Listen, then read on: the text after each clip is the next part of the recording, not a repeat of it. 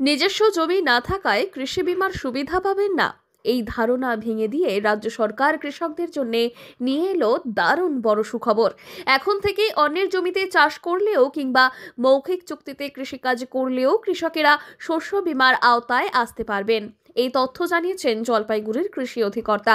তিনি জানান, জমিহীন চাষিদের আর হতাশ হওয়ার কারণ নেই।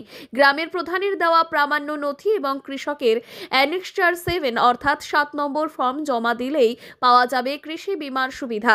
বহুদিনের দাবির পর অবশেষে জমিহীন কৃষকদের জন্যও এই সুযোগ বাস্তবায়িত হলো। তার সাথে প্রধানের সার্টিফিকেট দিয়ে তারা অ্যাপ্লাই করতে পারে। যাদের জমি কাগজপত্র কি ফর্ম বলুন? ঠিক আছে, অ্যানেক্সার 7 7 নম্বর ফর্ম। কাদের জন্য এটা? এটা যাদের জমি জমা কাগজপত্র নেই তাদের জন্য। রবি মরশুমে শস্য বীমা আরও বৃহত্তর পরিসরে পৌঁছে দিতে জেলা জুড়ে ইতিমধ্যেই প্রচার শুরু করেছে কৃষি দফতর। গত বছর আলু, তৈলবীজ, গম, ভুট্টা ও ডালের জন্য যে শস্য বীমা করা হয়েছিল তাতে যুক্ত হন প্রায় ৭১,০০০ কৃষক। এবছর সেই লক্ষ্যমাত্রা ধরা হয়েছে প্রায় ৮০,০০০। জলপাইগুড়ি জেলায় গম চাষে আগ্রহ বেড়েছে বিস্ময়কর হারে। আগে ২৫০ থেকে এখন তা বেড়ে দাঁড়িয়েছে ১৮,০০০-এ। পাই আমরা ১০০০। কি কি ডকুমেন্টস দিতে লাগে?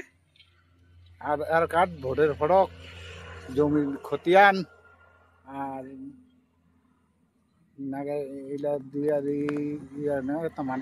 করে এনে মোবাইল নম্বর। মানে রাজ্য সরকারের? রাজ্য সরকার আর কেন্দ্র সরকার দুটোই পান। সুবিধাটা কি হয় আপনাদের? এই সুযোগ সুবিধা যে একটা হাত খরচা হচ্ছে কৃষিকাজের জন্য।